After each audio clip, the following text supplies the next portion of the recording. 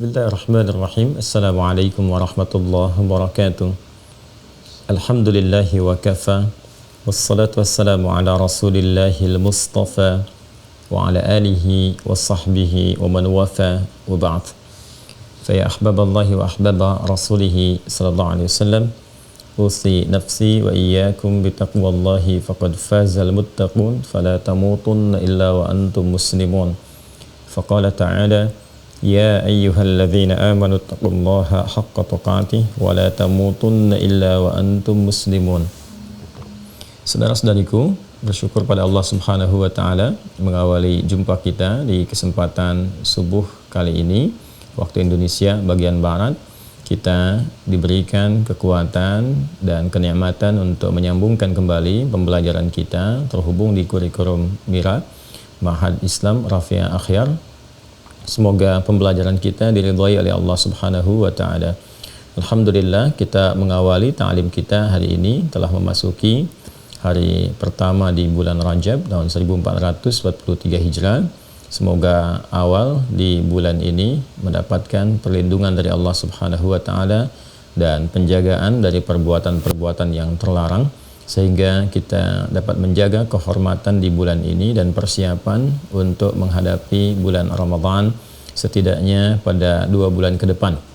Semoga dengan itu Allah Subhanahu wa taala memberikan taufiknya kepada kita untuk menuntun kita lebih baik dalam berkehidupan. Semoga hamba-hamba Allah yang berkehidupan sampai dengan detik ini dan belum beriman diberi kekuatan untuk bersyahadat sebelum wafat dan kembali kepada Allah Subhanahu wa taala. Pun demikian dengan para pelaku maksiat, semoga diberikan kelembutan hati untuk mau bertobat dan menata kehidupan lebih baik daripada hari-hari sebelum yang telah dilalui.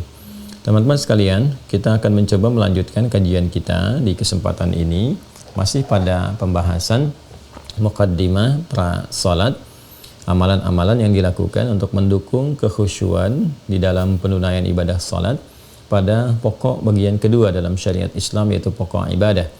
Akidah telah kita tuntaskan, kemudian ibadah sekarang kita tengah kaji, lalu muamalah sebagai implementasi dari nilai-nilai kemuliaan ibadah, dan hiasan tertingginya berupa akhlakul karimah.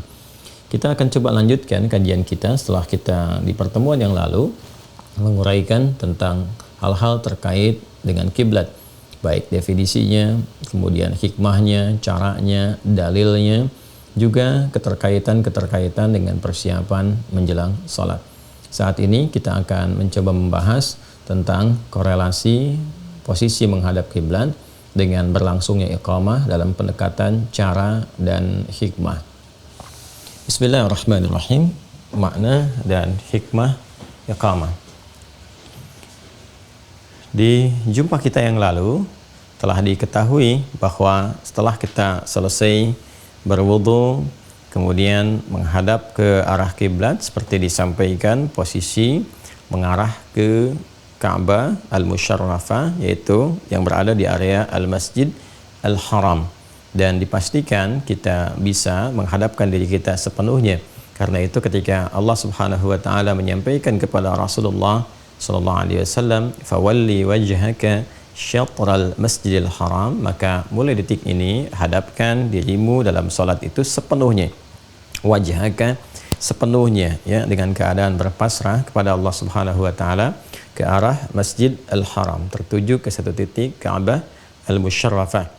Maka dari itu dalam salah satu hadis doa istiftah dari 9 lafaz itu, ya, ada satu bimbingan yang dibacakan kepada kita, jalur sanadnya tersambung kepada sahabat Ali bin Abi Thalib karramahullahu wajhah kepada Nabi sallallahu alaihi wasallam, dan tercantum dalam Sunan Abu Daud. Nabi menyampaikan, wajjahtu wajhiya lilladzi fataras samawati wal ard. Ya, pada saat ini aku hadapkan diriku sepenuhnya menaati perintah Allah Subhanahu wa taala yang mencipta semesta ini, langit dan bumi, seluruh semesta di alam ini. Jadi hikmah menghadap ke arah kiblat seperti saya terangkan bukan karena ingin mengkultuskan tempatnya, mengangkat lebih dari kemuliaannya. Kita tetap memuliakan tempat itu atas dasar perintah Allah Subhanahu wa taala. Jadi menghadap itu adalah gambaran, cerminan dari ketaatan kita pada perintah Allah. Kalau Allah perintahkan kemanapun kita menghadap, kita menghadap. Allah perintahkan kita dengan apapun, kita lakukan. Allah perintahkan untuk meninggalkan satu hal, kita tinggalkan. Jadi dengan kita menghadap saja itu sudah ada refleksi kepatuhan, ya, cerminan, pancaran kepatuhan kita kepada Allah. Jadi sudah siap kita untuk menerima segala perintah Allah Subhanahu wa taala, tunduk patuh sepenuhnya. Itulah makna kata wajjahtu, fawalli wajhaka. Jadi kalau sudah kita mengatakan wajjahtu atau kemudian perintahnya fawalli wajhak dan gambarannya adalah menghadap ke arah kiblat, ini menunjukkan kesan kepada kita bahwa kita sudah siap sepenuhnya untuk menjalankan ketaatan. Ya. Ya kan? Siap taat.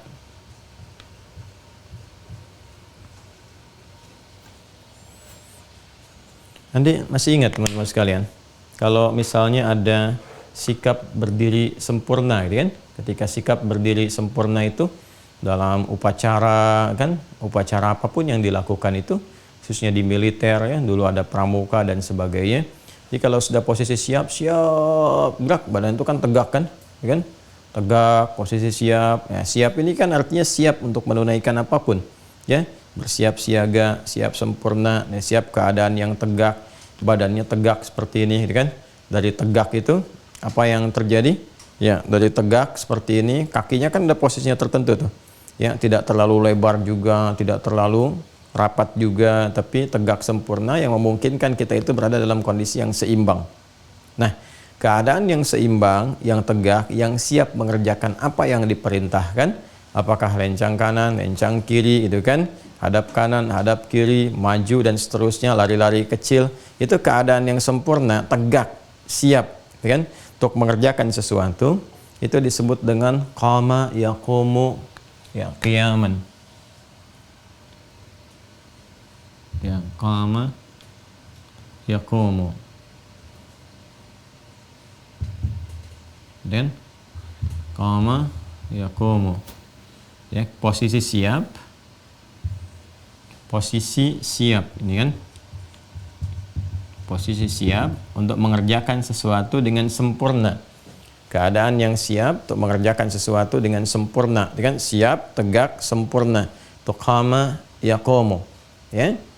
Nah, kalau kita ingin memberikan satu isyarat, kan, isyarat yang memberikan kesan bahwa bersiaplah dengan sempurna, siap-siap untuk mengerjakan sesuatu dengan sempurna dan mengandung unsur usaha, kesungguhan, keseriusan, berusaha untuk menyiapkan diri sepenuhnya, tegak bersikap sempurna untuk mengerjakan sesuatu yang diperintahkan, dengan membangun ketaatan dalam konteks ini, ya, itu disebut dengan aqama, tambahkan hamzah depannya. Aqama yuqimu. Yuqimu. Aqama, ya. Nah, jadi bisa dibedakan ya. Kalau yang pertama ini menunjuk pada keadaan atau posisi yang sudah siap, sempurna untuk membangun satu ketaatan, ya, siap, patuh, gitu kan? Siap mengerjakan sesuatu. Perintahnya apa nih? Ya, di kalau komandan misalnya sudah mengatakan siap, gerak, siap, gitu kan? Nah, perintahnya apa nih dalam posisi siap ini? Diminta apa? Nah, itu keadaannya sudah qama yaqumu, kan? Nah, isyarat untuk menyiapkan diri itu menghadirkan unsur kesungguhan, keseriusan, usaha yang sungguh-sungguh untuk menyiapkan diri, diberikan isyaratnya, itu derivasi katanya berubah dari kata qama jadi aqama yuqimu, menyiapkan diri, menegakkan diri dengan sempurna. Nah, sifat dari sini, sifat karakter yang memberikan isyarat untuk bersiap menegakkan diri, mengerjakan sesuatu, menerima apapun yang diperintahkan, diinstruksikan, ya, itu sifatnya, keadaannya, isyaratnya disebut dengan iqamah. Iqamah. Iqamah. Ini kata kerjanya, ya kan? Ini kata bendanya, ini verbnya, fi'ilnya, aqama yuqimu, ini nounnya, ya, isimnya.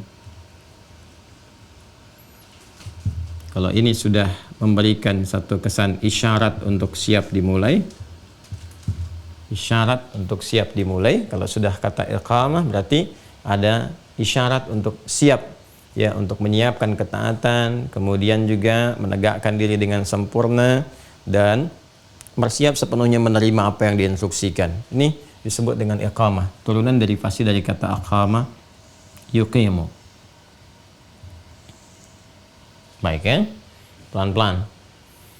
Kalau kita kemudian mendengar itu iqamah kemudian diisyaratkan, disiapkan, nah maka kita pun secara pribadi sudah harus menyiapkan dirinya, keadaan kita siap itu. Nah ini disebut dengan qama yaqumu. Orangnya disebut dengan qaimun. Ya. Qaim. Posisinya disebut dengan qiyam. Qiyam. Qiyam. Pelan-pelan ya.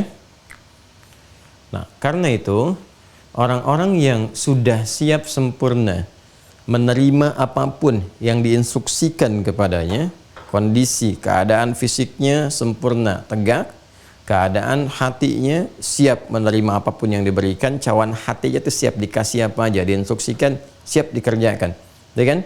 Pikirannya siap merekonstruksi semua yang diperintahkan itu untuk dieksekusi, diberikan petunjuk kepada semua bagian tubuh untuk dijalankan, ya itu. Alhamdulillah. Nah, itu bersin. Mukallah. Mukallah jami'an. Ya. Nah, itu kondisi tadi yang sebelum bersin itu yang saya sampaikan, itu disebut dengan qaim, qaimun, qama yaqumu, gitu kan? Itu qaim, orangnya qaimun. Ya. Kalau dikaitkan dengan salat, ya, qaimun yang siap posisi menerima perintah apapun untuk menunaikan salat, ya. Nah, ini qaimun yusalli. Qaimun yusalli. Nah, dia posisi siap untuk menerima apapun yang diperintahkan, ya, demi memulai sholat. Ya, yusalli itu kan bisa akan, bisa sedang, terus berlangsung sampai selesai. Ya, jadi kalau ada kata qaimun yusalli dalam Al-Quran, itu punya 3 maknanya. Satu, makna pertama, saat akan memulai apapun yang diperintahkan, siap dikerjakan, kan? Siap. Kemudian bisa makna yang kedua, berlangsung, sedang sholat, ya, sedang sholat. Jadi membawa kesiapan itu terus berlangsung saat sedang sholat. Seperti akan memulai siap diperintahkan, saat sholat pun diperintahkan ruku, dia ruku. Diperintahkan sujud, dia sujud. Itu maksudnya kesiapan itu dibawa dalam semua proses sholat. Sampai yang ketiga berakhirnya, sampai ujung sholatnya. Jadi posisi ini, ya qama, yaqumu, qaim, itu kan, qaim, itu dibawa dari awal mula sampai sedang sholat, sampai akan berakhir sholat. Jadi memberikan kesan kepada kita, turunan kata-kata ini bahwa dalam sholat itu kita harus memiliki kesiapan penuh untuk menerima instruksi apapun yang siap dikerjakan. Baca ini, baca. Lakukan ini, lakukan. Jangan ketika diperintahkan membaca, lisannya baca, pikiran kemana-mana. Jangan ketika diperintahkan yang lain ruku, ini masih berdiri, gitu kan? Nah, jadi ini kondisinya, ini mahal sekali. Kelihatan sederhana tapi mahal. Kalau kita turunkan, teman-teman sekalian, ini misalnya di antara kata-kata ini di dalam Al-Quran yang memberikan langsung isyarat diksi yang berlangsung atau terhubung pada perintah Allah langsung atau keterangan dari Allah langsung. Misal, kata-kata qaimun yusalli misalnya ditemukan di Quran surah ketiga Ali Imran di ayat 39. Ini tentang kisah Nabi Zakaria alaihissalam.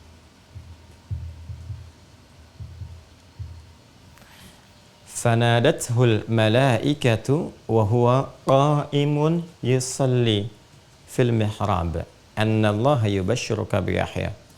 Hati-hati ya. Ini materinya terlihat ringan, terlihat seperti biasa, tapi dampaknya sangat besar. Ternyata keadaan ini itu adalah support awal menuju kehusyuan yang diantara dampak pertamanya adalah mempercepat terkabulnya doa. Jadi sikap kita yang siap sepenuhnya menerima segala instruksi, perintah yang Allah berikan dengan segala bentuk ketaatan, siap taat, sami'na wa ata'na, siap patuh. Diperintahkan ruku, ruku, perintahkan sujud, sujud, diperintahkan takbir, takbir. Sikap ini kesungguhan, keseriusan dalam membangun ketaatan kepada Allah yang diwujudkan dalam bentuk diksi tadi, itu dampak pertamanya bisa mempercepat terkabulnya doa. Karena itu ketika Nabi Zakaria alaihi salam memohon kepada Allah, bahkan pada hal yang diduga mustahil dalam pandangan manusia secara klinis, secara medis, ini nggak memungkinkan. Ya, seorang perempuan, mohon maaf, divonis secara klinis, medis, monofos dan mandul untuk memiliki keturunan, itu hal yang mustahil menurut pandangan manusia. Tapi bagi Allah tidak ada batas dalam pemberian. Dan menariknya, ketika hamba bersungguh-sungguh membangun ketaatan, ketawakalan, kepasrahan, memohon kepada Allah, dan siap taat dengan sempurna, melakukan apapun yang Allah perintahkan, maka feedback yang diberikan, perhatikan balasannya. Allah bahkan mengabulkan apa yang menurut manusia itu mustahil terjadi sepanjang hamba itu membutuhkannya. Maka ketika beliau menunaikan salat, Nabi Zakaria alaihi salam memohon kepada Allah dengan sikap ini, doanya baru disampaikan kepada Allah, sikapnya baru dibangun di awal-awal berdiri dalam salat, kan sikapnya baru dibangun, berdoa kepada Allah seketika dikabulkan, belum menunggu salatnya selesai. Ya, di ayat 38-nya itu kan doanya. Hunalika da'a Zakaria rabbah qala rabbi habli min ladunka dzurriyyatan thayyibah innaka sami'ud du'a. Itu dipanjatkan dengan sikap ini, qa'imun yusalli fil mihrab. Tahu dari mana? Di ayat 39. Ya, fanadathul malaikatu wa huwa qa'imun yusalli. Ini mahal sekali ya, mahal sekali. Anda mungkin sulit menemukan ini di beberapa buku gitu. Kita harus coba gali dulu. Karena itu fokus betul-betul pada ini dan nanti praktekkan. Ya, setiap di kesempatan salat. Fanadatul malaikatu, maka malaikat turun kemudian, ya kan, menyeru Nabi Zakaria dan menyampaikan kabar gembira, berita baiknya. Annallaha yubasyyiruka bi Yahya. Allah kasih kabar gembira, kamu akan punya anak, gitu kan? Bahkan namanya diberikan oleh Allah langsung, Yahya. Apresiasi tertinggi, namanya pun Allah berikan. Yang mustahil menurut manusia, lahir dari rahim seorang perempuan yang divonis secara klinis dan medis nggak mungkin memiliki keturunan. Kata Allah, tidak ada yang tidak mungkin, tidak ada yang mustahil. Allah memberi tanpa batas. Yahya hidup dan hidup dia. Kapan itu terjadi? Wa huwa qa'imun yusalli. Fanadatul malaikatu wa huwa qa'imun yusalli. Jadi sikap ketaatan ini, kesungguhan, keseriusan yang dibawa dalam menunaikan salat, sikap taat, ini manfaat pertamanya, feedback pertamanya, kan? Ini bisa mempercepat terkabulnya doa. Mempercepat terkabul doa. Dan sholat itu esensinya kan doa. Karena itu di awal jumpa kita, saya pernah menyampaikan di kitab-kitab fikih, kan? Sholat itu dimaknai dengan doa. As-sholatu loghatan ad-doa. Sholat menurut bahasa itu adalah doa. Tapi kenapa diksinya dipilih kata sholat tidak langsung dengan kata doa? Untuk memberikan kesan konektivitas yang kuat, ketersambungan kepada Allah. Jadi kalau doanya ingin dikabul, sambungkan sepenuhnya dari kita. Nah, sikap membangun ketersambungan itu, konektivitas itu, sehingga terdapat silah hubungan kuat kita, terkoneksikan kita dengan Allah. Lain rasanya kan, ada feel kita. Ya, kita merasakan, punya rasa, ada feeling kita. Jadi begitu kita bermohon, ada getaran dalam jiwa kita itu. Beda ke suara lain. Ke dalam getaran ke jiwa itu menggerakkan suasana batin kita, fisik kita, ya kan? Untuk terkoneksikan dengan baik. Nah, keadaan itulah yang awalnya dibangun dengan sifat ini. Ya, turunan qama yaqumu. Karena itu kata-kata qama ini dan turunannya ketika mula dipraktekkan, itu seringkali mengawali awal-awal fase menuju sholat. Bahkan dalam wudhu, seperti pernah kita bahas di Quran surah yang kelima itu, Al-Ma'idah di ayat yang ke-6, Ya ayyuhalladzina amanu idza qumtum ilas sholah. Kan ini qumtum itu dari sini, dari fasenya. Ya, qama kalau diteruskan fi'il madhinya kan ya qama, ya kan? Kemudian qama untuk dua orang, qamat untuk dia, tapi untuk Anda kumta. Saya kumtu, kita kumna, kalian kumtum. Nabi ketika mengajari Khalad bin Rafi Az-Zuraiqi, Nabi katakan, idza kumta ila shalah. Kalau kamu ingin menyiapkan diri bersikap sempurna dalam salat, kerjakan seperti ini, seperti ini, seperti ini. Posisinya sendiri, posisinya, ini kan orangnya kan, posisinya sendiri yang sudah siap, tegak, sempurna, baik, itu disebut dengan ini, qiyam. Ya, ini ditemukan contohnya di Quran surah ke-4 An-Nisa ayat 103. Fa'idha qadaitumus salata fadhkurullaha qiyaman wa qu'udan wa ala junubikum. Jika Anda telah tuntas mengerjakan salat, maka berzikirlah kepada Allah Subhanahu wa taala. Ya, makna zikir itu banyak, kalimat thayyibah, dan di antaranya salat. Ada salat setelah salat, kan? Bukankah setelah salat fardu juga salat sunnah, kan? Nah, ini menunjukkan semua sifat zikir kalau dilakukan dengan berdiri. Jadi, tetap zikir apapun jenisnya, apalagi dengan menggunakan salat, posisinya menggunakan kata qiyam, sikap taat, sikap patuh. Ya, jadi kalau kita posisi berdiri, sedang berdiri, dibawa ke suasana salat, kan diantara makna zikir puncaknya kan salat. Wa aqimis salata lidzikri. Demikian di Quran surah ke-20 Thaha ayat 14 itu. Dan tunaikan salat sebagai zikir kepada aku, kata Allah Subhanahu wa taala. Nah, posisi ini diberikan diksinya, ditegaskan dengan kata qiyam. Artinya, kalau kita mau salat, mau melakukan puncak zikir kita kepada Allah, harus dibangun kesiapan kita, siap untuk taat. Ya, jangan sampai pekerjaannya seperti zikir, tapi hatinya tidak terkondisikan siap untuk menaati. Lisannya tidak siap, pikirannya tidak siap. Isyarat untuk menyiapkan semua ini supaya betul-betul posisinya bagus, kemudian keadaan kita juga konsisten. Nah, isyaratnya ke sini turunan katanya. Aqama yuqimu. Kalau kita turunkan dengan pendekatan kata kerjanya, ini verbnya, aqama yuqimu misalnya, karena ini mengandung makna keberlangsungan, ya, sedang, akan, dan berlangsung terus. Kita ambil contoh misalnya langsung ke bentuk mudhari'nya yang ini. Mudhari' kan sudah mengandung 3 makna secara langsung, present, continuous, and future, kan? Sedang dilakukan, saat sedang dilakukan, berkelanjutan sampai dengan mau selesai. Yuqimu,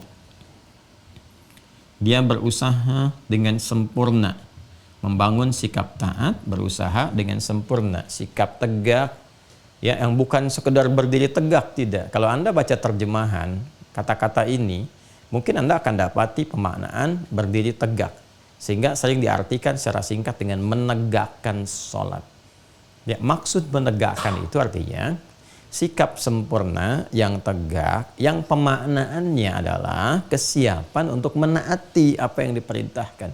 Ya, karena dari makna sikap sempurna itu dalam dunia kehidupan pun kan, ya, artinya kesiapan untuk menerima apapun yang diinstruksikan. Jadi sebetulnya hikmah dari sikap itu adalah ini, kesiapan untuk menaati, siap taat itu. Ya, jadi bukan hanya digambarkan secara fisikal, ya, bukan hanya jasmani, tapi rohaninya, akalaninya siap menerima apapun. Ini mau diperintahkan apa sekarang, kan? Nah, ini isyaratnya dalam bentuk kata kerja menggunakan derivasi kata aqama yuqimu. Kalau banyak yang menunaikannya, tinggal kita tambahkan un di belakangnya. Ini kan yuqimu, kan? Tambah un aja di ujungnya. Ya, kalau ditambah un jadi yuqimun. Yuqimun. Nah, ini kan yuqimun. Nah, kalau kita temukan kata yuqimun, kan, atau bahkan diperintahkan, ya, supaya nggak tanya-tanya lagi, ini udah diperintahkan langsung. Kalau komandan kan siap, siap kan. Nah, kalau ini kata-katanya langsung menggunakan bentuk perintah, aqim, bentuk tunggalnya aqim, aqama yuqimu aqim. Aqim, atau bentuk jamak. Kalau jamak kan tinggal tambah, nah ini bedanya. Kalau ini mudhari waw dan nun, kalau ini tinggal tambah waw dan alif, bentuk perintah, untuk membedakan antara ini bentuk mudhari, ya kan, dengan bentuk perintah. Ya, aqimu, ada iya-nya sini. Nah, waw dan alif, aqimu. Contoh yang yuqimun misalnya Al-Baqarah yang ayat 3 itu, alladzina yu'minuna bil ghaib wa yuqimunas shalah, kan? Wa yuqimunas shalah. Nah, ini yang Quran surah kedua Al-Baqarah di ayat yang ketiga. Nah, jadi kalau ada redaksi yuqimunas shalah, ya itu bukan sekedar sholat, tapi sholat yang dipersiapkan dari awalnya, ya kesiapan sepenuhnya untuk menaati apapun yang diperintahkan dalam sholat. Kesiapan paripurna dari segi jasmaninya, berdiri tegak sempurna, kemudian juga rohaninya, menyiapkan keadaan diri, membawa kepada suasana untuk menerima apapun yang diperintahkan. Lalu akal kita pun, pikiran kita menyiapkan diri untuk menerjemahkan apapun yang diperintahkan sehingga membawa resapan yang dalam ke dalam hati. Ini yuqimun. Perintahnya aqimu wa aqimus shalah wa atuz zakah warka'u ma'ar raki'in. Ini misalnya di Quran surah kedua Al-Baqarah ayat 43. Untuk memudahkan saja saya dekatkan, ya. Ini gambarannya. Nah, kalau kita mau tarik ini ke dalam bentuk langsung isyarat yang disampaikan, kata-katanya, maka rubah ke kata benda. Kalau ini kan menunjukkan pekerjaan. Kalau kita ingin menurunkan satu isyaratnya, langsung kalau ada kata ini isyaratnya, ini langsung ya menunjuk kepada isyarat kesiapannya. Nah, ini bisa diucapkan, dilafadzkan oleh satu sosok tertentu untuk memberikan isyarat, ya. Untuk memberikan kesan bahwa ini sudah dimulai nih kesiapan kita. Ayo siap tegakkan. Siapkan keadaan fisik yang tegak sempurna, keadaan jiwa yang siap sempurna, keadaan akal pikiran yang siap sempurna. Maka rubah bentuk kata kerja ke dalam bentuk kata benda, noun. Ya. Noun isim. Ya kan? Dari turunan kata kerjanya aqama, yuqimu, iqamah. Nah, dari sini kita temukan kata iqamah. Iqamah. Ya kan? Nah, seringkali orang-orang kita di Indonesia pada umumnya itu kan senang menyingkat. Ya kan? Ya, Adi, di, ya kan? Hasan, san. Ya, Dewi, wi, gitu kan? Nina, na, dan seterusnya. Ya. Maka seringkali disingkat iqamat, ya, atau iqamah, disingkat dengan qamat, ya kan? Ya, kalau mat aja kan nanti takut tertukar dengan mamat atau rahmat, ya kan? Makanya disingkatnya dari sini qamat. Singkat jadi qamat. Ya. Nah, ini asalnya dari kata ini, aqama yuqimu iqamah. Jadi kalau sudah iqamah, sudah qamat, itu bukan sekedar lafaz formalitas yang seseorang berdiri kemudian dengan lantang mengucapkan lafaz-lafaz yang dibimbing dalam syariat. Ya, Allahu Akbar, syahadu an la ilaha illallah. Itu bukan sekedar kalimat yang diucapkan, tapi di dalamnya ada makna yang sangat dalam. Ya, ada hikmah untuk memberikan kesan kesiapan, membangun ketaatan. Jadi kalau sudah iqamah itu, maka kondisi bagian-bagian di tubuh kita, unsur-unsur dalam diri kita itu sudah membangun kesiapan untuk taat. Fisik sudah disiapkan, ya kan? Siap sempurna dengan baik. Bagaimana keadaannya? Tegak. Ini kembali ke sini. Idza qumta. Keadaan kata qumta itu kan dari qama. Sifat qama itu kalau diturunkan sama persis kalau kita sikap sempurna itu. Berdiri sempurna, badannya tegak, tidak miring kanan, miring juga kiri. Makanya kalau udah mau sholat tidak usah begini-begini, apalagi sudah mau qomat, sudah tegak sempurna, siap. Jadi kalau sudah dengar iqamah itu sudah, wah ini sudah waktunya meninggalkan semua hal terkait dengan urusan-urusan dunia dan sebagainya, karena ini isyarat tertinggi nih untuk memulai kesiapan kita dalam membangun ketaatan, ibadah, Masya Allah, menghadap Allah gitu kan, dikasih isyarat nih. Ya, saya kadang-kadang melihat kalau dalam baris berbaris itu, baik di pramuka, ya kan, ataupun misalnya masuk ke militer, Masya Allah, paskibra aja kan kalau kelihatan latihan tuh, ya saya ngelihat yang laki-laki kalau paskibra itu yang ikhwan kalau sudah siap-siap, Masya Allah gitu kan, siap, wah fokus banget tuh tatapannya, lurusnya, badannya tegak. Itu dalam hal konteks dunia, dan menariknya kadang-kadang baru latihan gitu. Kebayang nggak? Baru latihan itu. Ya kenapa dalam urusan dunia kita bisa menyiapkan begitu rupa sampai konsentrasinya full concentration gitu kan? Ya kepada satu titik yang siap untuk dimulai. Kenapa? Ketika terkait dengan aspek-aspek yang menjadikan pemenuhan segala hajat kita itu terpenuhi, tercukupi, kita tidak melakukan satu kegiatan-kegiatan yang seperti kita kerjakan sebelumnya. Membangun fokus, kekuatan, menghadirkan kehusyuan, kan? Kita ini dibutuhkan itu. Nah, jadi mulai badannya tegak, sempurna, ya, badan tegak. Kemudian kaki juga posisinya, ingat sikap sempurna aja. Tidak terlalu rapat. Kalau kita misalnya turunkan ini, ya, kamera Mas tolong, ya, adminnya. Coba sorotkan ke kaki. Nah ini ya, tidak terlalu begini tuh. Tuh, rapat begini. Nah, tidak juga terlalu lebar begini. Ya kan? Sikap sempurna saja. Yang paling gampang sejajar dengan bahu, ya. Jajar dengan bahu. Bahunya seperti segimana lebarnya, maka di situ kemudian diturunkan ke wilayah kaki. Kalau selebar bahu itu ada keseimbangan. Jadi kalau kita terlalu rapatkan begini juga oleng, ya kan? Oleng. Kalau kita terlalu lebarkan itu juga tidak seimbang, kelihatannya juga tidak bagus, ya, tidak menarik, ya, tidak baik juga. Kan bukan mau main silat gitu kan, bukan mau karate. Itu sikap sempurna untuk tegak menunaikan ibadah. Jadi kalau kita kemudian berdirinya pas, ya, ya, naikkan kameranya ke bahu, ya, dipaskan, ya. Nah, teman-teman sekalian, diturunkan, tadi turun, kemudian sekarang naik. Nah, ini dipaskan dengan bahu ke bawah itu. Nah, ini kan keadaan tegaknya sudah mulai nyaman, ya, sudah mulai sempurna. Persis seperti berdiri kita, sikap berdiri sempurna saja, ya kan? Nah, ini teman-teman kondisinya seperti apa yang tadi diutarakan. Ini tegak, udah siap. Nih baru posisinya posisi tubuh, ya. Keadaan tubuh kita. Saya mohon izin ya kalau saya menyesuaikan kondisi karena kita ini kadar Allah di subuhnya terbatas nih kameramen, jadi saya harus berikan penyesuaian. Baik. Jadi ini kondisinya tegak sudah, ya. Kemudian siap ke bawah. Ini secara fisik. Nah, saat yang bersamaan ingat baik-baik.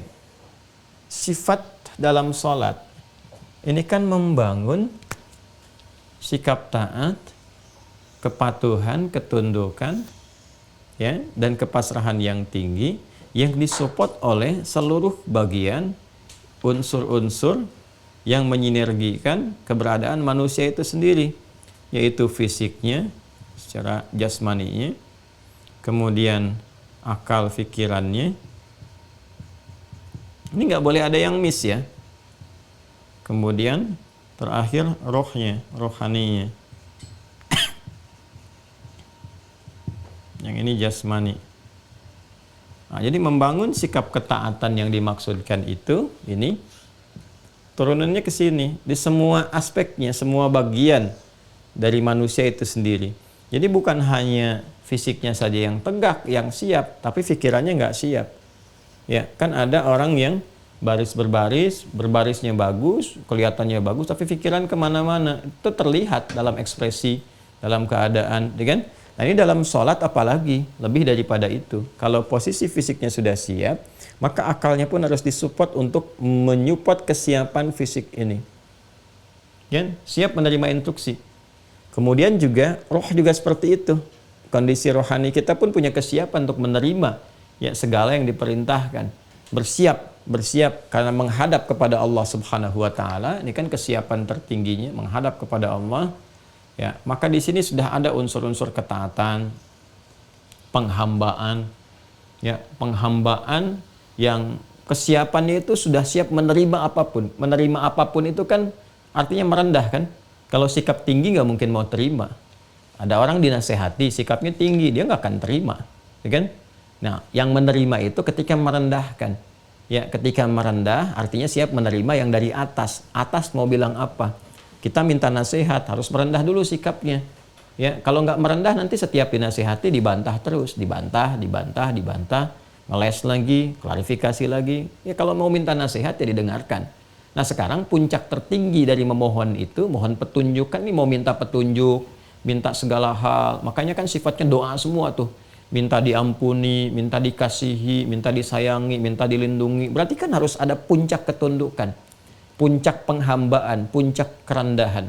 Nah, dalam bahasa Arab, puncak kerendahan itu disebut dengan al-khudu'. Ya, wadzillah. Wadzillah. Ya, puncak kerendahan, ya. Dan ini dalam bahasa metafor ya, metafor. Dan menghinakan diri, ya. Menghinakan itu bukan berarti keadaan terhina dalam negatif, bukan. Tapi menggambarkan satu bentuk metafor, majas, yang merendahkan serendah-rendahnya. Ya, kita ingin menerima sesuatu, kita coba merendahkan diri dulu, ya. Merendahkan sikap kita, diberikan instruksi, kita kerjakan. Nah, kalau kita merendah, instruksi itu pasti akan diterima dengan baik, dijalankan dengan sempurna. Semakin banyak yang kita inginkan, minta perlindungan, ya kan? Minta kebutuhan, minta kemudian kesehatan, segala hal kita mintakan. Maka harus ada puncak kerendahannya. Ya, puncak kerendahan itu sifatnya apa? Sifat berusaha menghinakan diri ya di hadapan yang tertinggi. Menghinakan itu bukan menghadirkan sifat yang negatif dalam konteks ini, tapi memosisikan diri secara proporsional, memang serendah-rendahnya. Puncaknya itu ini namanya khudu' wa dhillah. Ya. Karena itu sikap kalau sudah merendah, kita mau minta nasihat nih pada ustadz, ya kan? Kepada Kiai Habib dan turunannya misalnya, minta saran, minta masukan. Terus kita merendahkan dulu, apapun posisinya. Jadi kalau posisi Anda itu meminta, berarti Anda sedang rendah. Jangan merasa tinggi. Ya, minta tapi merasanya tinggi. Nah, itu nggak akan pernah mendapatkan solusi. Ya, nggak akan pernah. Jadi turunkan dulu keadaan diri kitanya. Baru akan masuk apa yang diberikan. Allah bimbing lewat hikmah. Tapi sekali lagi, kalau kita merasanya tinggi, minta nasihat tapi diberi nasihat, kita belum merendahkan diri. Itu biasanya yang muncul selalu seperti itu. Debate. Ya, ya kemudian mengklarifikasi, ngeles lagi, bantah lagi. Yang nggak akan pernah masuk.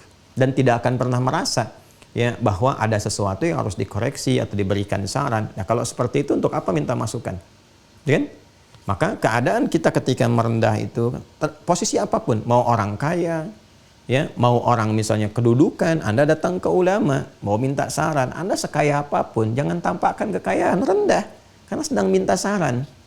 Ya, itu loh. Kalau punya kedudukan setinggi apapun datang ke ulama merendah. Ya, karena sedang minta sesuatu untuk diberi. Kalau membawa posisinya tinggi, ya itu susah. Makanya ulama-ulama wara terdahulu itu nggak ingin menerima orang-orang yang datang dengan masih membawa ketinggian, sedangkan dia dalam kebutuhan. Ya, butuh tapi merasa tinggi. Jadi dulu tuh pernah ada ulama-ulama tuh yang sangat menarik sifatnya. Dari zaman-zaman dulu dan terwariskan. Kekinian mungkin sangat jarang yang seperti ini. Jadi kalau ada yang mau datang berkunjung, siapa yang berkunjung? Ya, itu masih membawa lekat jabatan misalnya, pejabat fulan atau kedudukan fulan, itu kadang nggak mau terima. Kenapa? Karena dia datang membawa jabatan gitu, bukan datang membawa kebutuhan yang ingin dikonsultasikan. Jadi begitu disampaikan pun kesannya masih tinggi. Ya kan? Umar bin Khattab ketika menerima Hormuzan Persia itu setelah ditaklukkan, itu mau menghadap, Umar nggak sudi menerima, ganti dulu bajunya tuh, suruh pakai gamis dulu, jangan membawa dengan kebesaran-kebesarannya katanya. Ya, begitu pakai gamis biasa, baru mau diterima oleh Umar. Nah ini maksudnya untuk memberikan satu kondisi penyiapan-penyiapan hati agar mudah menerima apapun yang mau disampaikan. Nah apalagi kita menghadap kepada Allah. Ya, jadi kalau keadaan kita masih tinggi membawa suasananya, sulit menerima instruksi. Ya, baru takbir aja. Kadang-kadang kan fisiknya yang bergerak, lisannya yang bicara, pikirannya bisa kemana-mana. Karena nggak ada sikap ini, al-khudu' wa dhillah itu. Ya kan? Tapi kalau kita sikapnya sudah merendah, serendah-rendahnya, siap menerima segala hal, ini mudah. Diperintahkan rukuk serukuk-rukuknya, diperintahkan sujud sesujud-sujudnya, dan Masya Allah, biasanya kalau sudah menerima segala itu, dampaknya ketenangan. Silakan cek. Nasihat itu kan kalau sudah kita terima dengan melapangkan diri, kondisi yang lapang, yang tenang, yang merendah, diberi nasihat. Itu ketika solusi datang, ada ketenangan di jiwa itu. Lega gitu. Kadang-kadang ekspresinya tiba-tiba jadi nyaman. Masya Allah. Ya itu saking leganya, tenang, nyaman. Nah keadaan yang tenang, yang nyaman, setelah segala hal itu berlalu, ya, yang tadi menerjang dan sebagainya itu kemudian hilang, pergi. Nah, itu muncul ketenangan, kenyamanan. Nah, itu disebut dengan sukun. As-sukun atau sakinah. As-sukun atau sakinah. Kalau mau diberikan sifat-sifatnya disebut dengan sakinah. Orang Arab berkata, sakanatis syajaratu idza dhahabatir riyah. pohon itu ranting-rantingnya, dahannya itu tenang setelah angin yang menerpaknya itu pergi, tenang gitu. Nah, kita kan kalau dapat nasihat, dapat masukan, dapat segalanya, gitu kan? Nah, seakan-akan persoalan-persoalan itu walaupun solusinya belum dilakukan pada saat itu, baru dapat saran, seakan-akan pergi kan, hilang kan persoalan itu. Ada ketenangan sementara yang datang gitu. Dan nanti siap dieksekusi. Nah, itu keadaannya disebut dengan sakinah, sifat-sifatnya. Ya, akumulasinya disebut dengan keadaan sukun namanya. Gitu. Jelas ya? Di rumah tangga itu ada sakinah. Ya. Kenapa disebut sakinah bukan tumakninah? Karena sakinah yang dimaksud itu ketenangan setelah berbagai persoalan-persoalan yang ada itu ya bisa diatasi, sehingga dengan diatasi itu meningkat kualitas hidup, ketenangan datang, hikmah tiba. Ya, jadi ketawa deh pada akhirnya, yang tadinya cemberut sama-sama cemberut jadi pada ketawa. Nah, itulah sakinah. Makanya seninya ada di situ. Ya, samara itu ada seninya tersendiri, ada ilmunya juga. Jadi kalau kita paham dengan ilmu sakinah aja, insya Allah berbagai konflik baik kecil atau besar itu bisa dikelola, dimanage dengan baik. Bukan nggak ada masalah, tapi masalah itu menjadi seni untuk melahirkan satu ketenangan dan kebahagiaan. Catat tuh, bikin status. Ya, nah ini, nah perpaduan antara sifat khudu, dhillah yang melahirkan sukun atau sakinah ini kalau digabungkan disebut khusyuk namanya. Khusyuk. Nah, kalau Anda lihat ta'lim kami yang 3 hari ke belakang ya, yang kita sampaikan live itu tentang khusyuk, memaknai khusyuk. Nah, ini kita uraikan dengan sepenuhnya makna-makna ini. Khusyuk. Ya kan?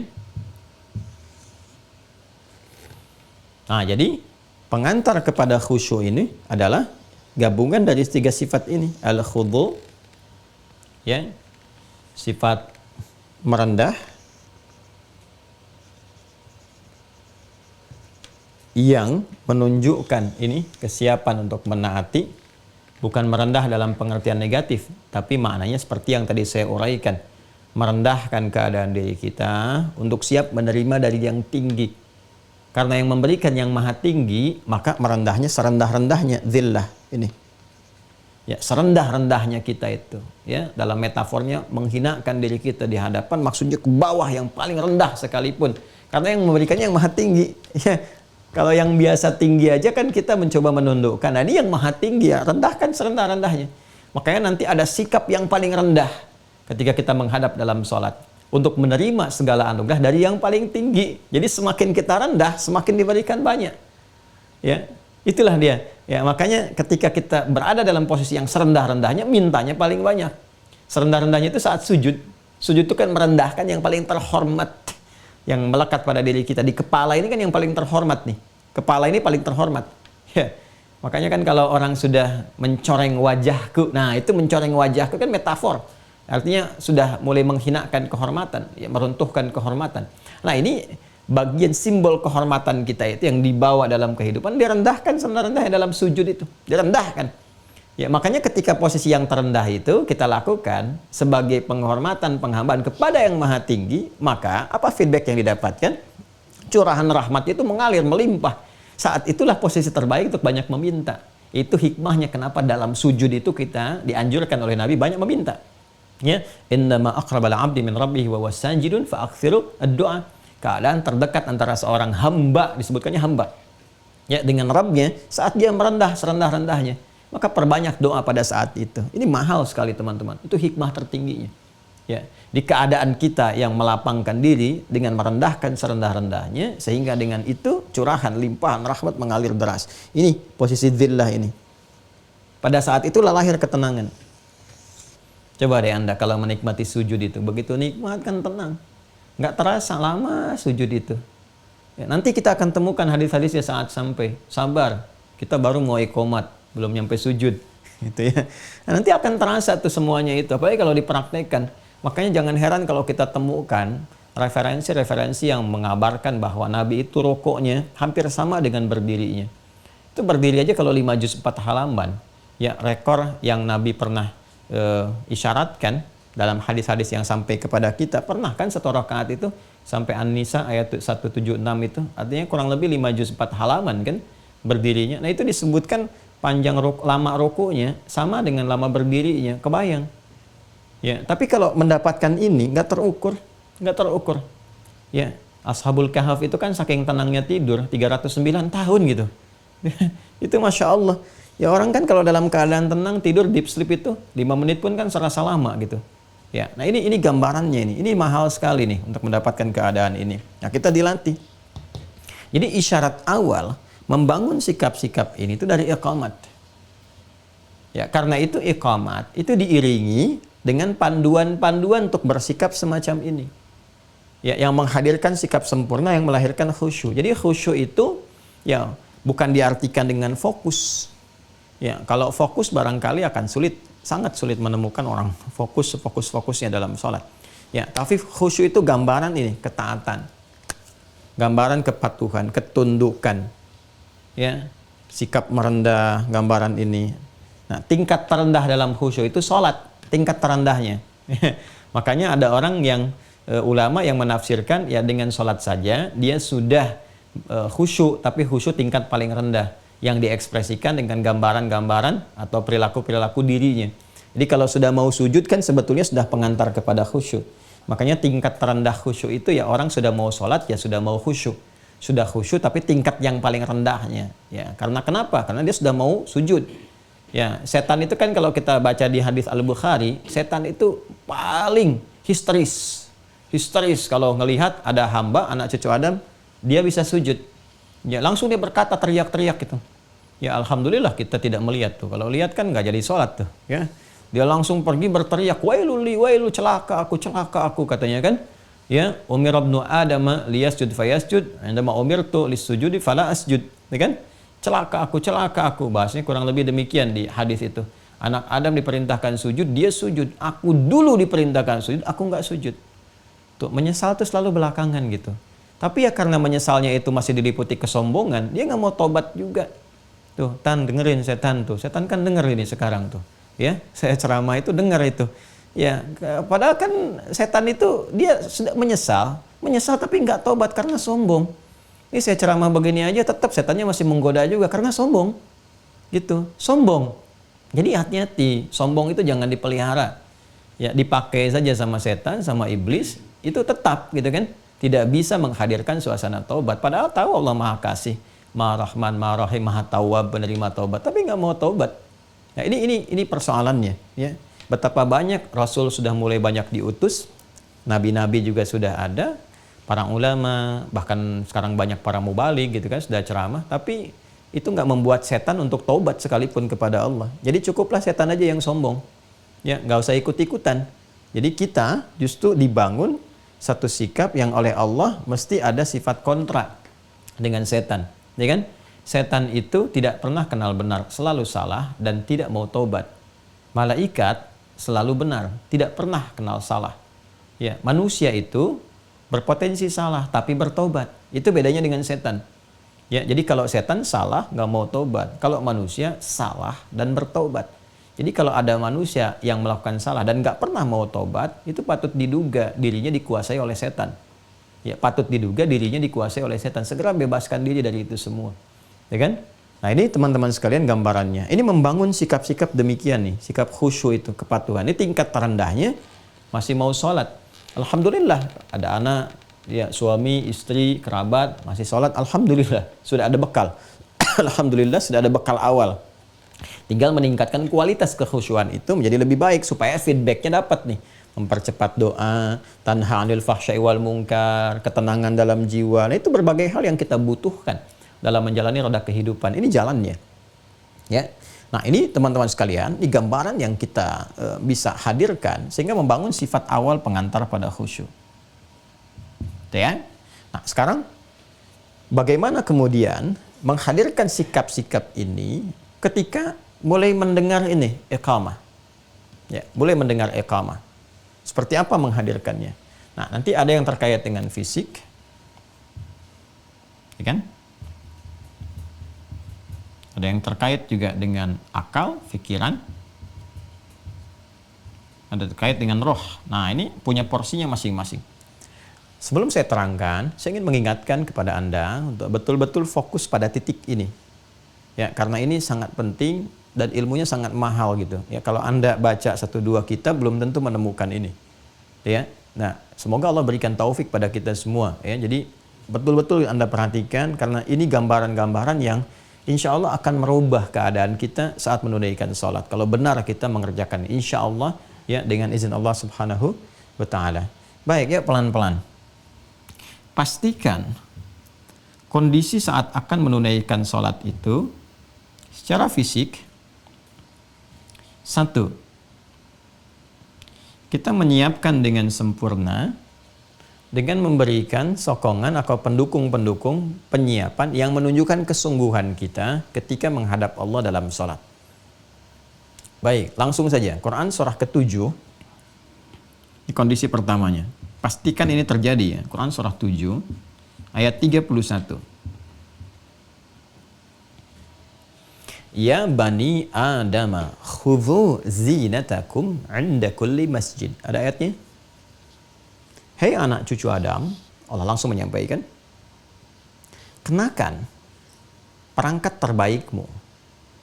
Bahkan kalau mau diartikan terindah, gitu kan, yang terbaik, yang terindahmu. Ada khudhu zinatakum 'inda kulli masjid. Ya, mungkin kalau baca terjemahan di setiap masjid nih. Tapi kalau kita mau mengambil tafsirnya, ya setidaknya maknanya mengarah ketika seruan di setiap masjid itu sudah mulai terdengar. Panggilan-panggilan dari masjid itu sudah mulai sampai. Ya, panggilan-panggilan dari masjid itu kan adzan, Allahu Akbar, Allahu Akbar. Ya, puncaknya qomat. Kadang-kadang kan qomat juga terdengar. Pakai mic juga, ada yang suaranya kencang sampai terdengar. Ya kan? Nah, kalau sudah mendengar isyarat-isyarat itu, Anda sudah siapkan, kenakan pakaian terbaik yang terindah.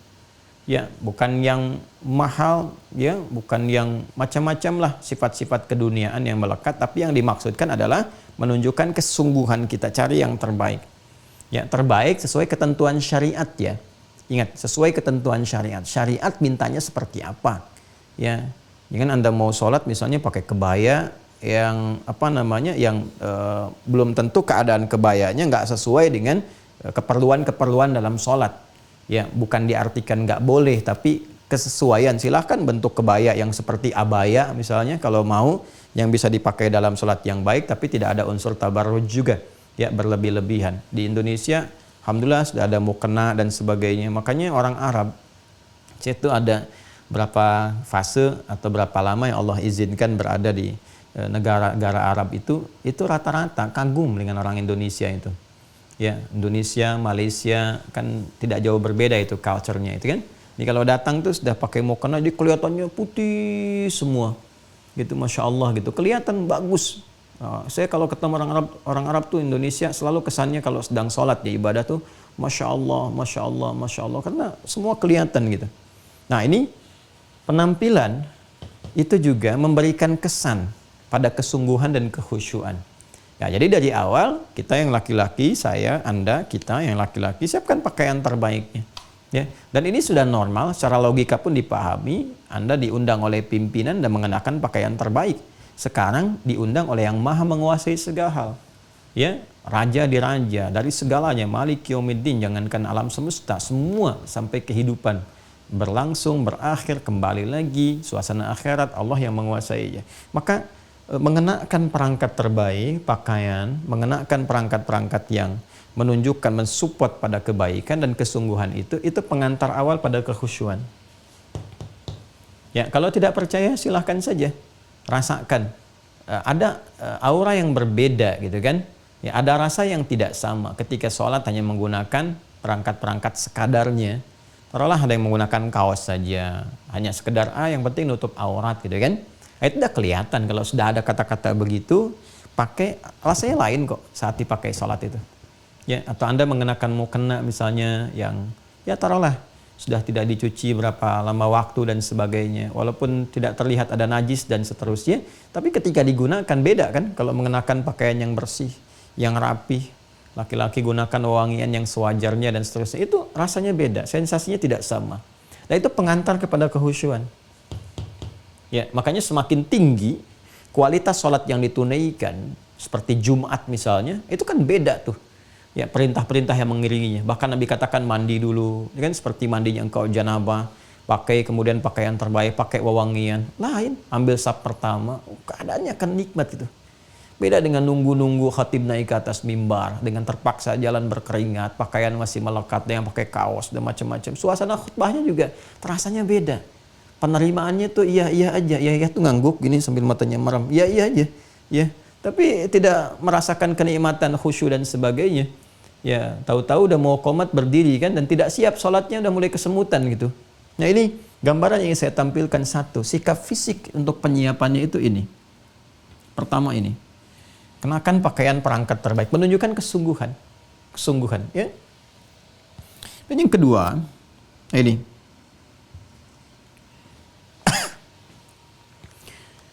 menyiapkan kondisi keadaan tubuh kita secara paripurna dalam menghadap kiblat itu. Ya sudah, artinya kalau sudah iqamah, Allahu Akbar, ya sudah tadi wudhu sudah selesai, pakaian sudah baik, ya sudah sikap sempurna. Sikap sempurna itu bukan kaku, bukan begini saja, tidak. Maksudnya sudah tepikan yang lain-lain. Ngobrol sudah tidak ada lagi kanan kiri. Handphone sudah mati gitu kan. Udah nggak dibawa dalam sholat. Udah nggak ada lagi kegiatan-kegiatan yang dikerjakan. Mengondisikan keadaan fisik kita sepenuhnya, ya bersiap untuk sholat saja. Itu yang dimaksudkan dengan fawalli wajhaka. Ini kan keadaan diri kita sepenuhnya, hadapkan sepenuhnya.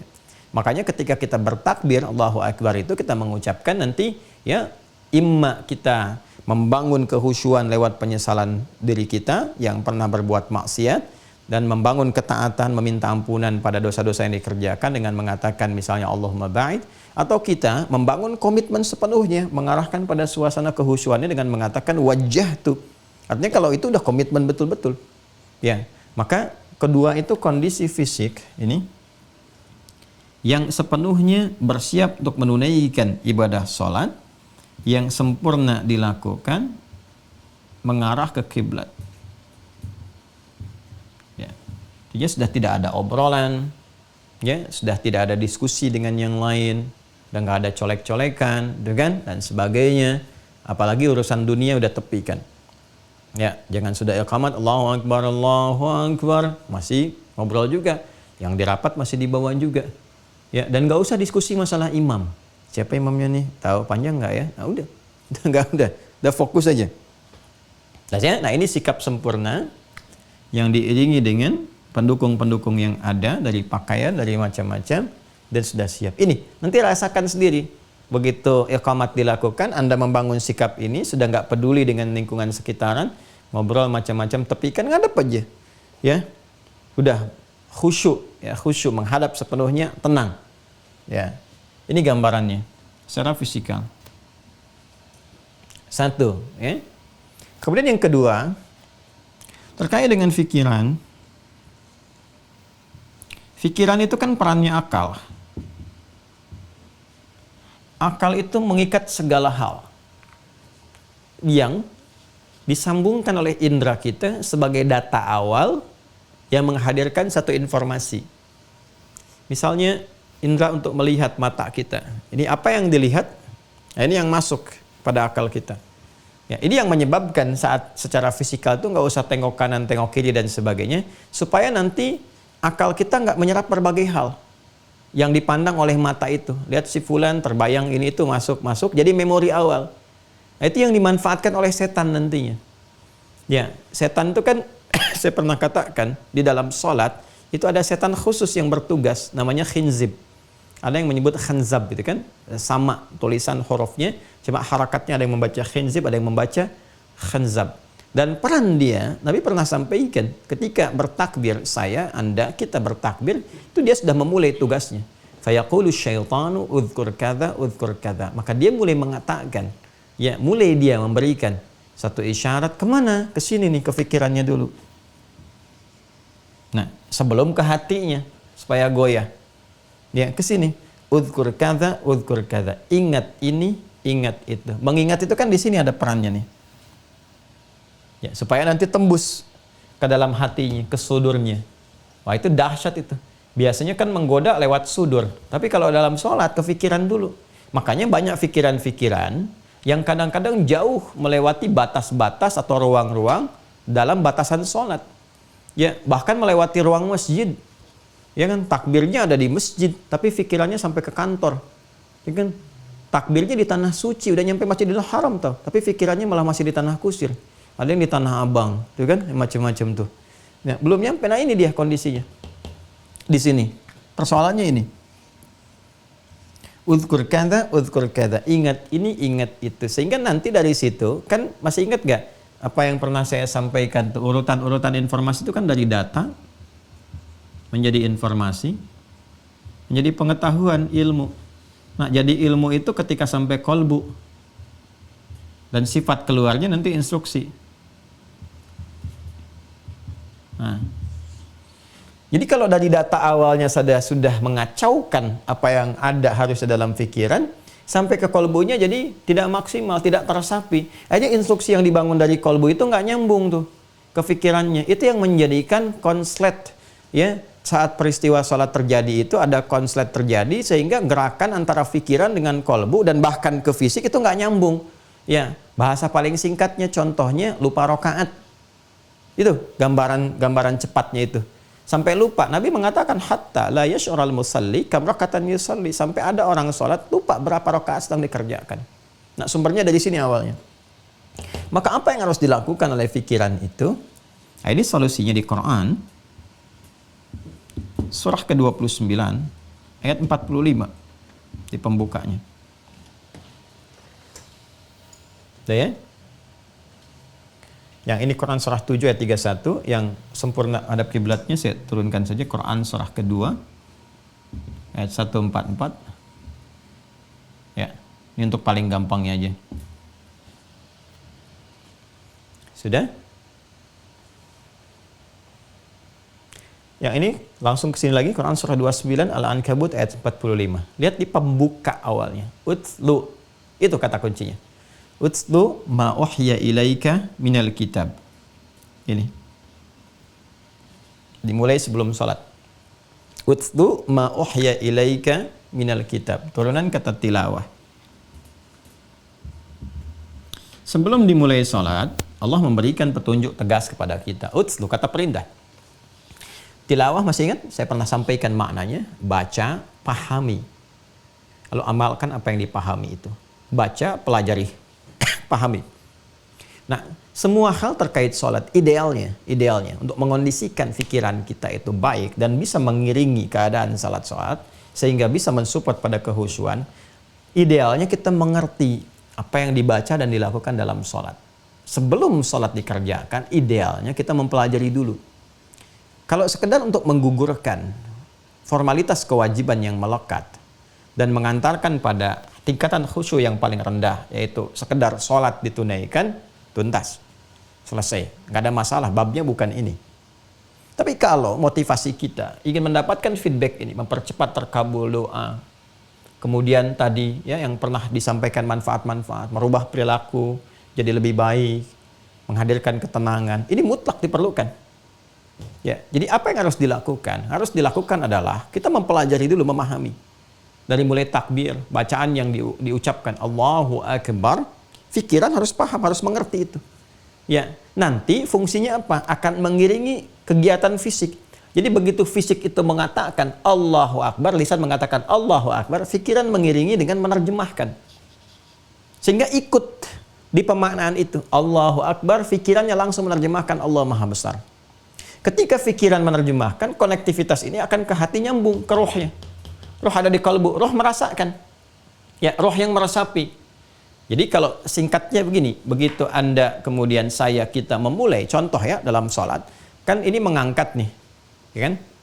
Allahu Akbar, gitu kan? Nah ini kalau nanti kita masuk ke makna-makna, ya asrarus salat, ya, terus makna-makna gerakan dan bacaan sholat, hikmahnya itu apa? Saya ambil cepat saja ya, misal, ambil gerakan pertama.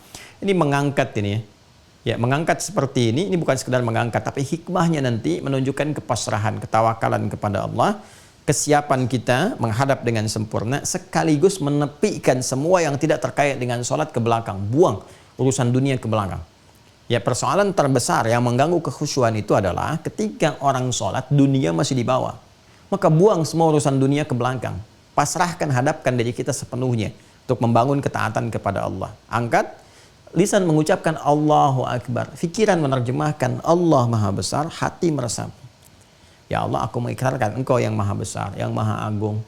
Ya kan? Sedangkan aku bahkan sebelum sholat, kadang-kadang membawa kebesaran dalam diriku, merasa lebih hebat di samping orang lain, merasa lebih tinggi dibandingkan dengan teman, ya, merasa lebih mulia dibandingkan dengan pasangan dan sebagainya. Lalu kita bertobat di situ.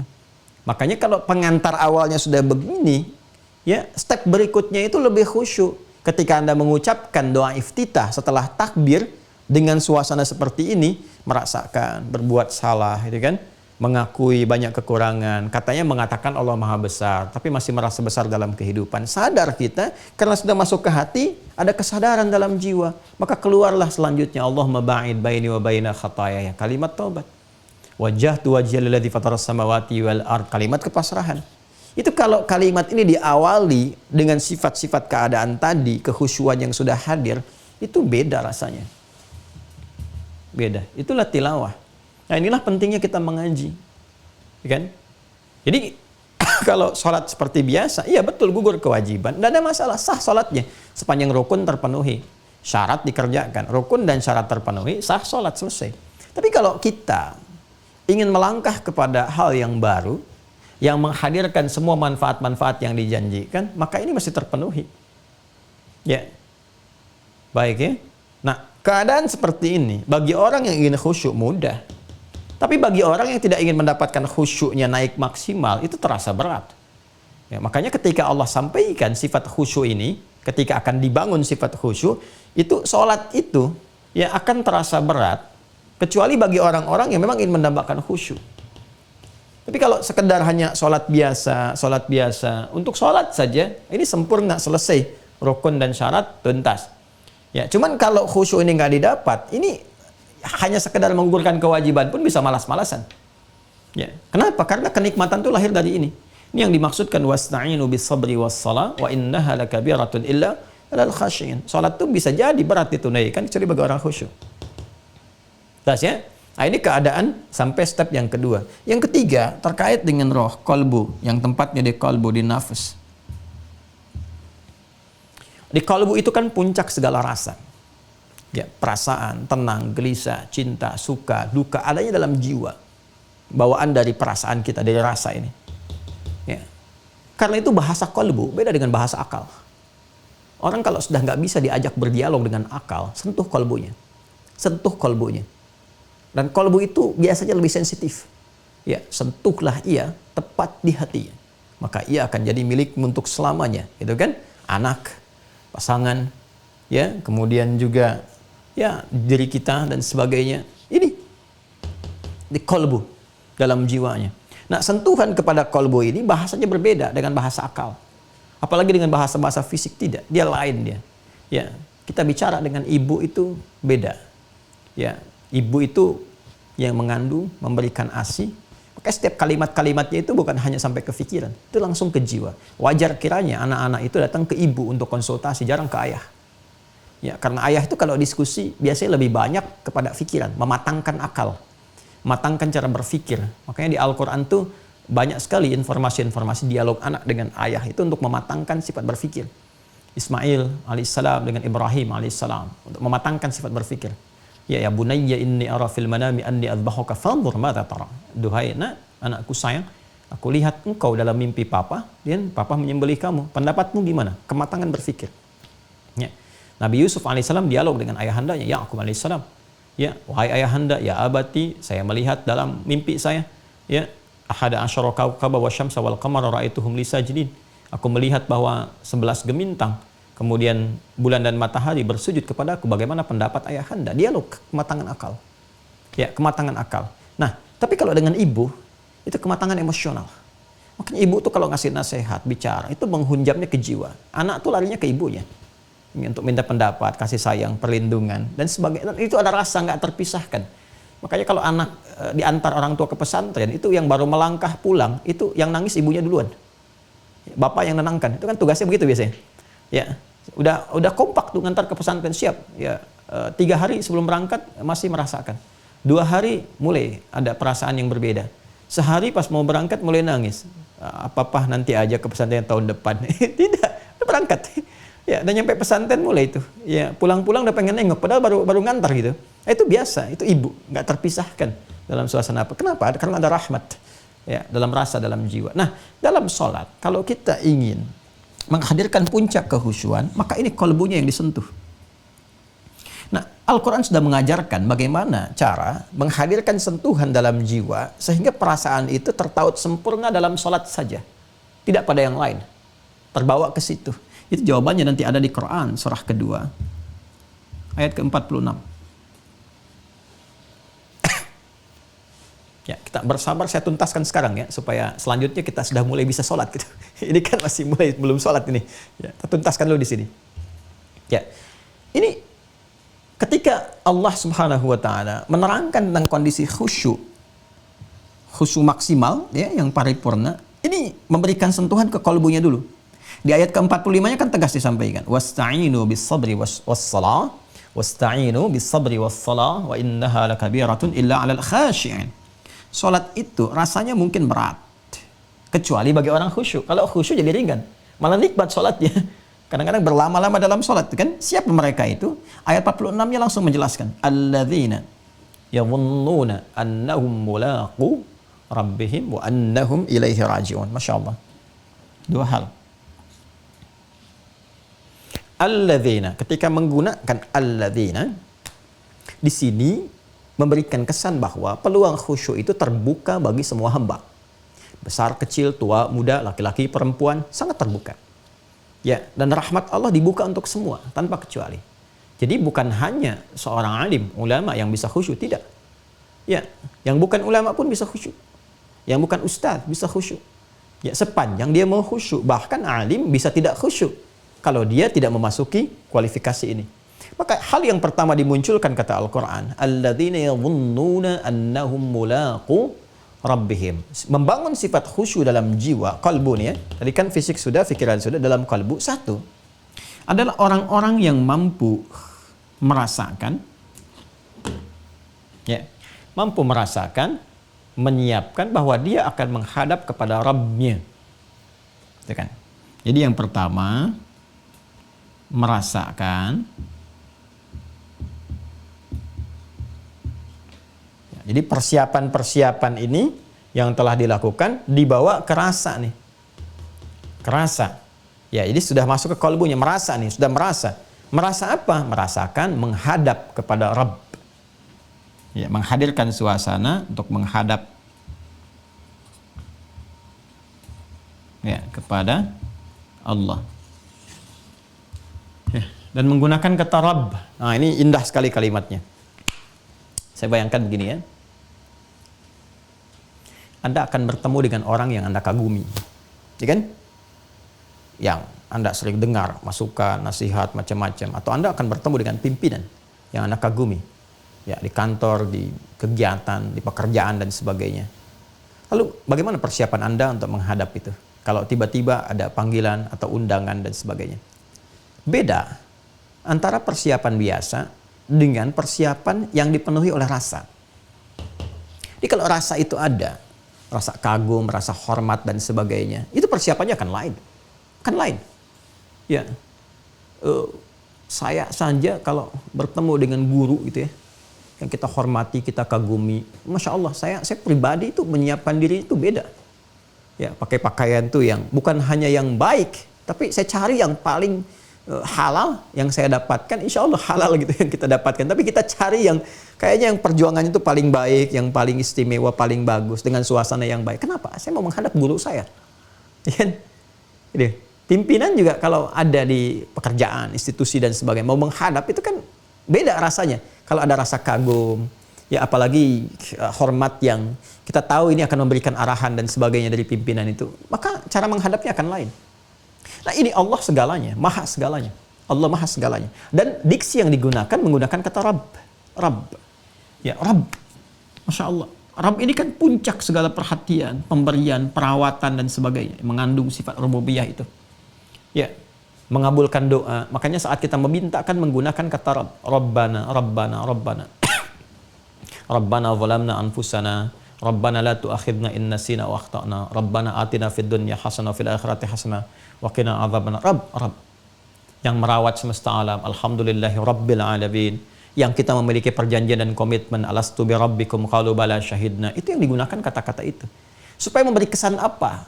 Kata Allah itu, kamu sekarang akan menghadap kepada yang selama ini merawat kamu. Ya kan? Menyehatkan kamu, menyembuhkan kamu saat sakit. Mengabulkan apa yang mau kamu minta, memenuhi hajatmu. Nah, rasakan itu. Ini rasa, bukan fikirkan, rasakan itu. Ya, kok bisa menghadap kepada manusia yang belum tentu mengabulkan hajat walaupun telah berdandan, persiapan begitu tinggi. Sekarang kepada yang telah menunggu Anda dan memberikan waktu Anda untuk menghadap, sehari itu bisa 5 kali, yang pokok itu pun diwajibkan harus menghadap supaya dikasih solusi. Selebihnya bebas. Di luar itu silahkan kapan aja minta. Di waktu duha silahkan, di malam hari tahajud silahkan. Itu menggunakan kata Rabb. Seharusnya kalau itu diterima dengan bahasa kolbu, itu sangat menyentuh kepada jiwa. Harusnya menyentuh kepada jiwa. Ini saya menghadap kepada yang telah memberikan segalanya untuk saya. Bahkan manggilnya pun luar biasa, ditegaskan dalam iqamah kan. Ya Allahu Akbar, syahadu an la ilaha illallah, syahadu anna Muhammadar Rasulullah. Syahadu an la ilaha illallah, syahadu anna Muhammadar Rasulullah. Itu kan komitmen pertama rububiyah kita dalam kandungan. Ya, yang Quran surah ke-7 ayat 172 itu. Wa idh akhadha rabbuka min bani adama min zuhurihim dzurriyyatahum wa ashhadahum syahadat ala anfusihim alastu bi rabbikum rabb qalu bala syahidna. Makanya kalau orang sadar itu, merasakan dengan jiwanya sepenuhnya dan mendengar syahadu an la ilaha illallah, itu bisa dia terpaku. Ya, kayak di penutup surat An-Naba itu, begitu di akhirat semua berbaris. Ya, illa la yatakallamuna illa man adzina lahu rahman. Ya, enggak ada yang bicara, enggak ada yang semua berbaris, khusyuk, merasakan sifat itu. Nah, di dunia itu kita berlatih berbaris saf ka'annahum bunyanun marsus dan seterusnya. Ya, itu ke dalam jamaah. Itu kalau dengar itu, orang yang bisa merasakan tuh dari awal sudah bisa mengalir air mata tuh. Ya Allah, kurang pengabdian nih. Nuntut banyak rahmat, nuntut banyak pengabulan, nuntut banyak minta ini itu. Sementara dikasih belum disyukuri. Belum disyukuri udah minta yang lainnya. Ya, dosa saya Allah, banyak salahnya. Dan kita mendengar syahadu an la ilaha illallah, syahadu anna Muhammadar Rasulullah. Ada kerinduan pada Rasulullah SAW. Cek lagi keadaan diri kita. Hayya 'alas shalah, yuk siap salat. Hayya 'alal falah, untuk kebahagiaan kamu. Bukan untuk memberatkan kamu, untuk kesuksesan kamu. Itu kalau dihadirkan dalam jiwa kita, tunduk kita. Disentuh pertama kali, lalu ditutup dengan kalimat yang indah, wa annahum ilaihi raji'un. Balik ke Quran surah kedua ayat 46. Alladzina yadhunnuna annahum mulaqu rabbihim wa annahum ilaihi raji'un. Itu. Ya kan, kalau sudah dengar kata raji'un itu yang terbayang citra di benak kita itu satu titik, berpulang. Dan mereka ya pasti akan berpulang kepada Allah. Nah, ini dia. Rasakan dalam sholat itu, ya mungkin kita juga bukan sekedar menghadap, tapi menghadap untuk selamanya, berpulang kepada Allah Subhanahu wa Ta'ala. Meninggal. Ya. Itu yang menjadikan Rasulullah SAW ya pernah memberikan isyarat kepada imam ketika berbalik sebelum menunaikan sholat, berbalik ke jamaah dulu, melihat, dan di antara kalimat isyaratnya itu kan apa? Sallu salatan muwadda'. Sallu salatul muwadda'. Ya, salatlah kalian semua. Ya, dan hadirkan rasa dalam salat ini seakan ini salat perpisahan kita. Ya, mengapa kita mengenakan pakaian terhalal, terbaik, kan? Wudu sempurna, menghadap ke arah kiblat, memasrahkan diri bertaubat. Karena boleh jadi itu titik perpisahan kita dengan dunia yang mengantarkan kita berpulang kepada Allah, dan tidak ada keindahan terbaik, termulia yang memisahkan kita dengan dunia itu ya, kecuali di antaranya adalah saat kita terkoneksi dengan Allah dalam sujud kita itu. Masya Allah. Ya, dalam rukuk kita, dalam sholat kita, itu keadaan terindah. Di antara keadaan terindah yang mengiringi kepulangan seseorang dalam keadaan husnul khatimah. Itu. Jadi rasakan dalam sholat. Jadi kalau ada malas-malas dan sebagainya, rasakan ini mungkin saya meninggal saat ini. Ya. Kan azan itu kan panggilan, dipanggil. Yang panggil siapa? Allah lewat suara muadzin. Mungkin dipanggil untuk selamanya. Ya, Bapak X dipanggil Allah, dia sudah berpulang. Nah, kita ini 5 kali diingatkan, hei kamu kan nggak tahu di titik mana kamu pulang. Maka itu perbaiki keadaan jiwa. Ya, ditakdirkan masih berjalan aja dalam sholat, ya minta solusi, minta bimbingan supaya saat pulang kapanpun siap. Qadar Allah bisa terjadi dalam sholat pun kita pulang. Kalau suasana yang dihadirkan dalam sholat, merasakan, ya itu akan beda. Taubatnya akan berbeda, istighfarnya akan lain, tasbihnya akan lain, tahmidnya akan lain. Nah, begitu kemudian dirasakan suasana itu adalah kepasrahan, ketundukan, kerendahan, kehinaan, dzillah, ketakutan yang proporsional, yang mengharapkan ridha. Ketika puncak itu datang, tenanglah batin kita itu. Nah, ketenangan itu yang disebut dengan sukun, sakinah. Sakinah ini yang mengantarkan pada tumakninah. Makanya kalau orang-orang sudah awalnya itu tenang, nyaman, maka ketika dia ruku pun tenang gitu. Nggak buru-buru, baru ruku langsung naik. Tenang. Itulah tumakninah. Ketenangan yang dilahirkan dari kehusyuan dalam proses ibadah. Nah, ini pengantarnya. Ya, karena itu dianjurkan imam itu sebelum memulai sholat tuh menghadap dulu, dilihat dulu sambil iqamat. Ya, saya di Tripoli itu diajari oleh syekh-syekh kami itu, ya, pengajaran praktikal secara langsung. Ya, jadi ada syekh-syekh itu kalau sudah dimulai iqamat itu dia baris tuh, ya, makmumnya baris, beliau jalan tuh, ngelihat sudut kanan, sudut kiri, kadang jalan ngelihat, ya, dirapikan ini, kadang-kadang dirapikan tuh, gitu. Masya Allah itu, masya Allah. Saya belajar banyak tuh, semoga Allah rahmati ya para guru-guru itu. Ada biasanya yang sering melakukan itu ada Syekh Al-Hadi An-Nuwaisiri Ahmad itu, ya, khotib yang hebat, baik, ngajar akidah juga luar biasa, dan kelihatannya seperti tegas tapi sayangnya luar biasa itu. Tuh kalau bicara khutbah itu kalau bawa suasana haru jamaah bisa nangis semua tuh. Kalau semangat semua itu luar biasa. Itu kalau ngimamin tuh, ya, udah khutbah ngimamin jalan tuh ngelihat dulu. Ngelihat. Itu kalau kita belum pas posisi tubuhnya itu diluruskan oleh beliau. Luruskan. Lalu kaki dilihat tuh kan. Dan setelah itu disampaikan, saya ingat betul kalimat itu. Shallu salatan muwadda' gitu. Ya, kalau udah siap, rapi, sembaris tuh, kita tuh udah mulai merasakan kenikmatan. Ya, walaupun mungkin bacaannya seperti biasa, nggak ada lagu-lagu yang mungkin dapatkan seperti sekarang yang baik, terdengarnya bagus gitu ya. Itu biasa tapi terasa gitu kenikmatan dalam sholatnya itu. Kadang-kadang mengalir air mata, kadang nangis dan sebagainya. Terbawa suasananya. Karena di awal udah disiapkan. Ya, udah disiapkan. Nah, ini kenikmatan dalam sholat yang sangat luar biasa. Apalagi dapat suara imam yang bagus, kan? Baik dan sebagainya. Ini luar biasa. Nah, ini yang dimaksudkan teman-teman sekalian. Inilah hikmahnya iqamah. Maknanya. Dan korelasinya dengan kehusyuan. Yang membawa suasana sholat kita itu lebih bernilai, lebih berarti, dan lebih mendekatkan pada ijabah dari semua doa-doa yang kita panjatkan. Itu poinnya.